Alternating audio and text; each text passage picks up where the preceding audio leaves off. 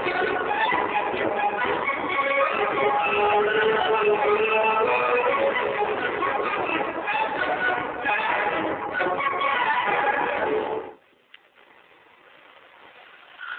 everyone, this is G6KKD/T, otherwise G8ADE, speaking to you on videotape from my station.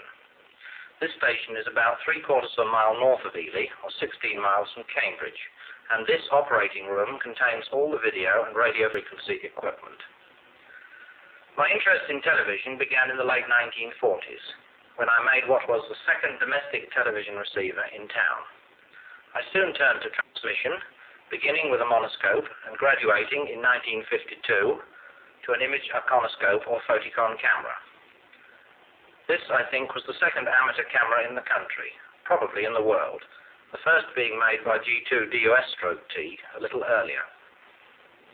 A license was granted in 1956 and 70 centimeter vision transmissions began using a 6J6 in the final.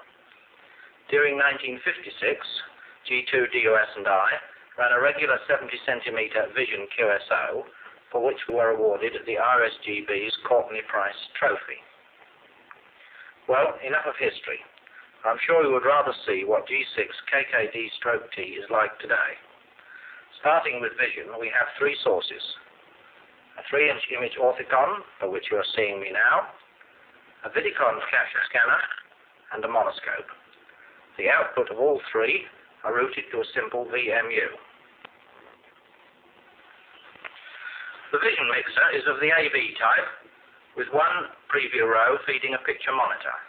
A further preview row is associated with a waveform monitor, on which all levels are set up. Both picture and waveform monitor can display a demodulated signal from the transmitter, and a remote signal from the vision receiver can also be monitored and switched directly to transmission. As you see, the VMU uses quadrant faders. One can cut on either the A row or the B row. One can fade to black and from black, or set up a superimposition if required. This switch selects the remote picture source. Looking at the audio system, the mixing unit has two channels.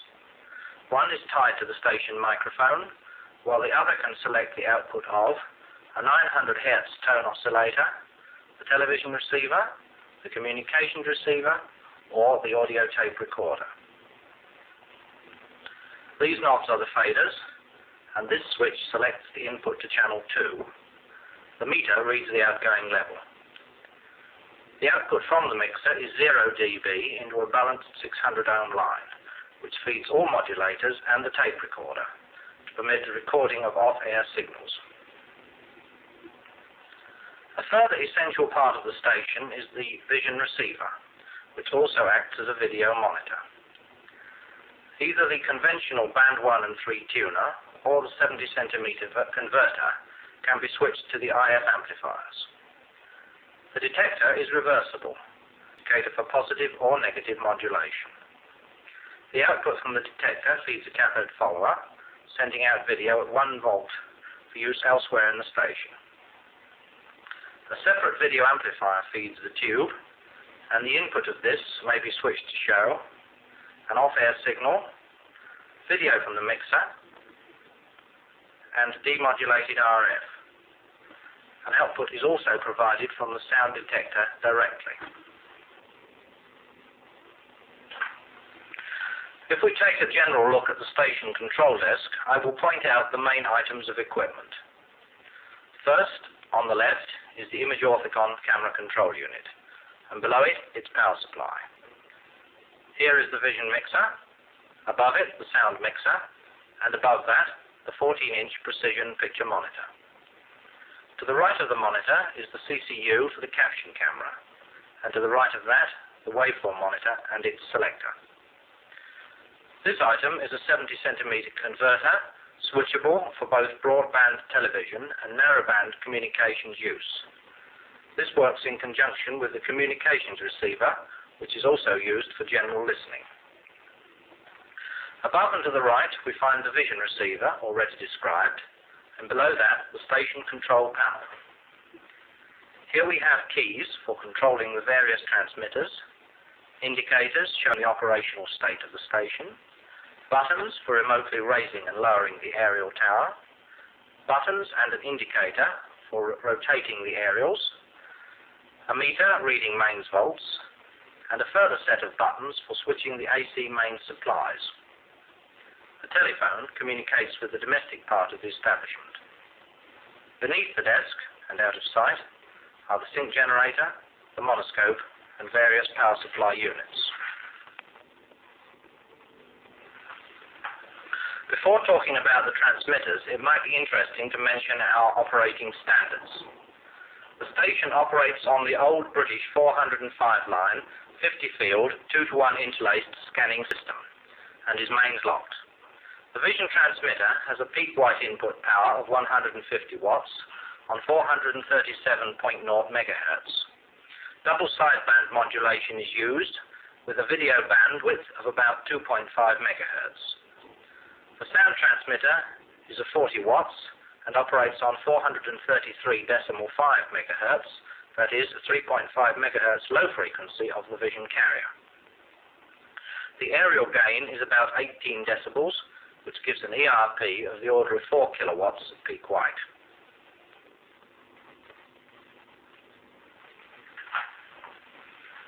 Looking now at the transmitters themselves, here is the Vision PA with a 4CX250B grid modulated. This is the modulator with built-in waveform monitor. Here the drive stages, and here the power supply units. This unit contains the 40-watt sound transmitter, also grid modulated. This is the sound modulator, and these the necessary power supplies.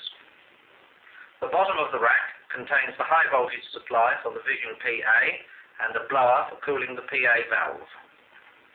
At the top of the rack is the vision and sound combining unit, as described in CQTV, which feeds vision and sound to a common aerial feeder. Meters indicate the vision and sound power levels. Above the rack is a wave meter and further equipment to permit the station to operate duplex on 70 centimeters, sending and receiving simultaneously via a single aerial. Unfortunately, we cannot show you the aerial system itself directly, but this sketch will show you what it is like. It is mounted on a motor-driven telescopic tower which can be elevated to 70 feet. Well, that concludes this brief visit to G6KKD/T. I hope you have found it interesting. The station will be open for visitors later in the day, but as space is very restricted, I regret that the number must be limited. In conclusion, I would like to thank my friends who have helped to operate the equipment today.